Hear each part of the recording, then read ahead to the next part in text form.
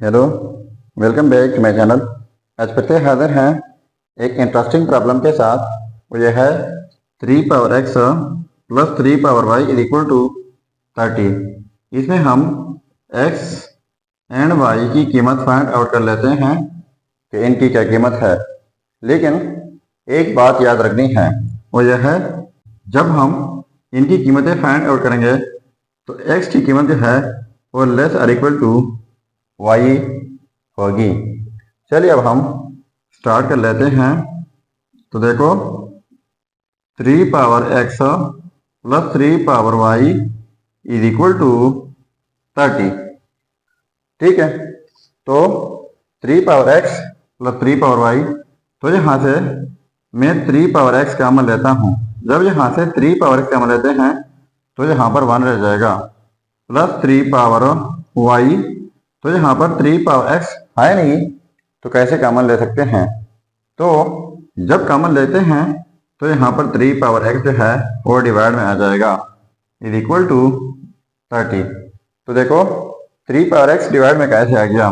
फिर से ये आप मल्टीप्लाई कर सकते हैं, 1 के साथ मल्टीप्लाई करके ये बन जाएगा। अब इस टर्म के साथ मल्टीप्लाई करके ये कैंसिल आउट जाएंगे तो 3 पावर y बन जाएगा। अब 3 power x into 1 plus 3 power y divide by 3 power x, तो इनके लिए हमारे पास एक रूल है और यह है x power a divide by x power b is equal to x power a minus b। यानी जब सेम बेसिस और डिफरेंट पावर के बीच में डिवीजन हो तो इस सूरत में कि बेस लिखा जाता है पहले न्यूमरेटर का पावर माइनस फिर डिनोमिनेटर का पावर हो। तो ये सेम बेसिस है 3 एंड 3, 3 की बेस हो जाएगा 3, पहले न्यूमरेटर का पावर y माइनस फिर डिनोमिनेटर का power x is equal to 30। तो 30 की जगह अब हम लिख लेते हैं 3 क्रॉस 10। वैसे तो 30 के बहुत सारे फैक्टर बन सकते हैं, तो मैंने जस्ट ये वाले फैक्टर्स लिख लिए। आप कोई भी ट्राई कर सकते हैं। सो अब देखो यहाँ पर 3 पावर x है और यहाँ पर 3 पावर 1 है, तो ये आड नंबर है, तो इनको आपस में कंपेयर कर लेते हैं।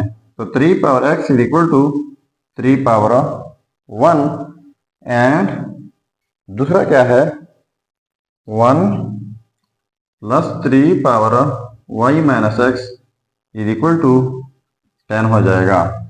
ठीक है, सो अब इनके लिए हमारे पास एक रूल है, वो यह है कि जब सेम बेसिस हो इस तरह और डिफरेंट पावर हो बीच में इक्वलिटी हो तो इस सूरत में पावर्स इक्वल होते हैं। तो यहाँ पर ये सेम बेसिस है 3 एंड 3, डिफरेंट पावर है बीच में इक्वलिटी भी है, तो इस सूरत में पावर इक्वल हो जाएंगे, x इज इक्वल टू 1। तो ये रहा हमारा फर्स्ट रिजल्ट x का। अब ये है 1 plus 3 power y minus x is equal to 10, तो ये पॉजिटिव 1 उस साइड पे जाके ये हो जाएगा 3 power y minus x is equal to 10, उस साइड पे जाके नेगेटिव 1 हो जाएगा। So 3 power y minus x is equal to ये हो जाएगा 9। So 3 power y minus x is equal to 9 की जगह 3 पावर 2। तो फिर से इस रूल के मुताबिक सेम बेसिस है तो ये पावर जो है आपस में इक्वल हो जाएंगे। सो यहाँ पर लिख लेते हैं y minus x is equal to 2 हो जाएगा।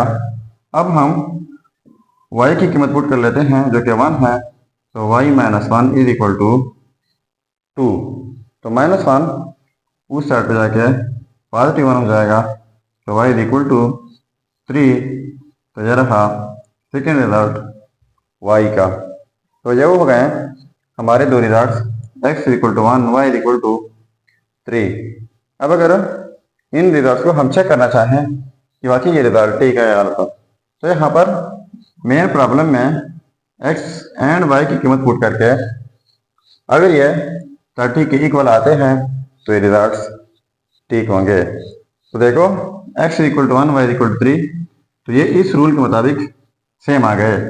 x की कीमत 1 आ गई, लेस और इक्वल टू y की कीमत 3।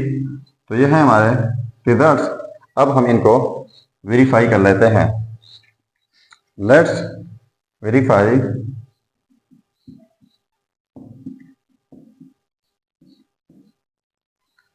अब देखो 3 पावर x, तो x की जगह 1 प्लस 3 पावर y, तो y की जगह 3 इज इक्वल टू 30।